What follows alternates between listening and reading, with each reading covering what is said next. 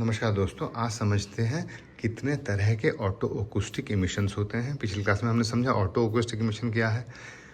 Kemp and gold ने ये निकाला कि अगर हमारा कॉकलिया 20 से 20 किलो हर्ट्ज़ 20,000 हर्ट्ज़ तक सुनता है, यानी कि 10,000 फ्रीक्वेंसी पॉइंट्स को सुन लेता है, और इंटेंसिटी वैसे ही 10,000 इंटेंसिटी पॉइंट्स को सुन लेता है, तो एक मामूली 33 मिलीमीटर लंबा कॉकलिया में ये सब होना संभव नहीं है अगर कॉकलिया में खुद का कोई एक एक्टिव पार्टिसिपेशन ना हो।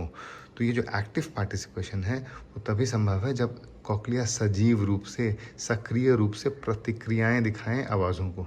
तो कॉकलिया ऐसा करता है, और ये करने के चक्कर में जो आने वाली आवाज़ें हैं कान के अंदर, उन्हें आउटर हेयर सेल एम्पलीफाई करता है, बड़ा करता है।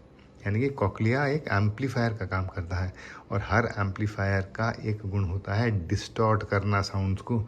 इसीलिए डिस्टॉर्शंस आते हैं। इन्हीं डिस्टॉर्शंस को जो मेजर किया जाता है उन्हें हम बोलते हैं ऑटो ओकुस्टिक इमिशंस। तो ऑटो ओकुस्टिक इमिशन कितने तरह के हुए? दो तरह के मोटा मोटी हुए। एक हुआ स्पॉन्टेनियस ऑटो ओकुस्टिक इमिशन, या ऐसा ऑटो ओकुस्टिक इमिशन जो कि आपो आप आए 30 से 50% लोगों में होता है। हम आपके कान के अंदर डाला जाए 100 लोगों के कान के अंदर, तो 30 लोगों से लेकर 50 लोगों के बीच ये स्पॉन्टेनियस ऑटो ओकुस्टिक इमिशन आएगा। लेकिन भरोसे के साथ नहीं कर सकते काम, क्योंकि इसका सेंसिटिविटी स्पेसिफिसिटी बहुत कम है। कई लोग फॉल्स पॉजिटिव होंगे अगर इसी टेस्ट को इस्तेमाल किया जाए। लगेगा कि हियरिंग लॉस है, लेकिन एक्चुअली हियरिंग लॉस है नहीं, इसलिए भूल जाते हैं इसको। अभी स्पॉन्टेनियस ऑटो अकॉस्टिक इमिशन कोई बहुत काम का नहीं है। दूसरा है evoked auto acoustic emission. Evoked यानी कि कोई एक उद्दीपन दिया गया, कोई एक साउंड दिया गया, जिसके बदले एक ऑटो अकॉस्टिक इमिशन कान के बाहर आया। तो किस तरह के साउंड दें, और साउंड के ऊपर 3 तरह के हम ऑटो अकॉस्टिक इमिशन ले सकते हैं। पहला साउंड में सबसे जो प्यारा दुलारा साउंड है हमारा, वो है प्योर टोन। तो जहाँ हम कंटिन्यूस प्योर टोन दें और उसके बदले रिस्पॉन्स देखें, उसे हम बोलेंगे SFOE या स्टिमुलस फ्रीक्वेंसी OE। इसमें प्योर टोन दिया जाता है और प्योर टोन जैसा ही रिस्पॉन्स बाहर आता है, लेकिन चूँकि ओवरलैप बहुत ज़्यादा होता है स्टिमुलस और रिस्पॉन्स के बीच, इसलिए बहुत काम का ये नहीं है क्लिनिकली। इसे भी अभी रफा दफा करते हैं समझ के कि SFOE क्या होता है जहाँ प्योर टोन इस्तेमाल होते हैं। दूसरा OE जो कि बहुत चलन में है, वो है TEOE या transient evoked auto acoustic emission.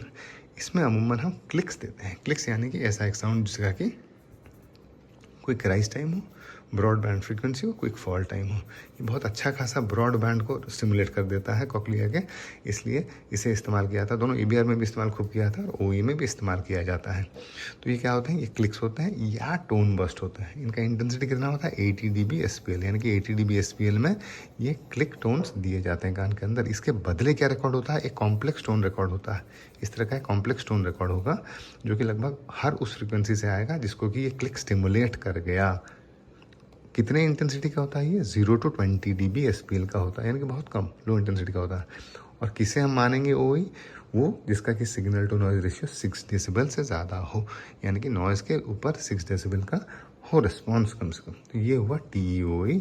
आमतौर पे न्यूबॉर्न हियरिंग स्क्रीन में खूब इस्तेमाल होता है। दूसरा हुआ DPOE, distortion product auto acoustic emission. यहाँ जैसे मैंने बताया डिस्टॉर्शन प्रोडक्ट आता है, यानी कि 2 चीज़ों के बीच का डिस्टॉर्शन आता होगा। कौन कौन से? 2 प्योर टोन दिए जाते हैं, F1 और F2। इनकी खासियत ये होती है कि F1 F2 1:1.2 के रेशियो में होते हैं। दूसरा ये होता है कि F1 का जो इंटेंसिटी वो लगभग 65 डेसिबल होता है, ये फिक्स होता है 65 डेसिबल, और F2 का जो इंटेंसिटी होता है वो 55 dB SPL होगा।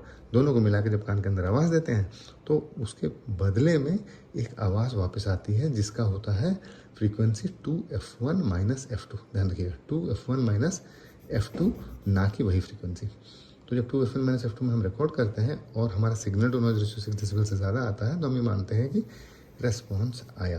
तो इस तरह से अगर हम देखें, TOE में क्लिक कॉम्प्लेक्स स्टिमुलाई आता है, DPOE में 2 प्योर टोन, और 2F1 - F2 में रेस्पॉन्स आता है जिसे हम रिकॉर्ड करते हैं और पास और रेफर बताते हैं। ये हैं ऑटो अकॉस्टिक इमिशन के 2 तरीके।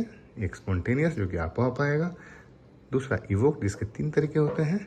किस तरह का स्टिमुलाई दे रहे हैं उस हिसाब से। TEOE जिसमें क्लिक देते हैं, DPOE जिसमें 2 प्योर टोन्स देते हैं, उसका डिस्टॉर्शन प्रोडक्ट आता है, और SFOE जिसमें कि कंटिन्यूस प्योर टोन देते हैं। धन्यवाद।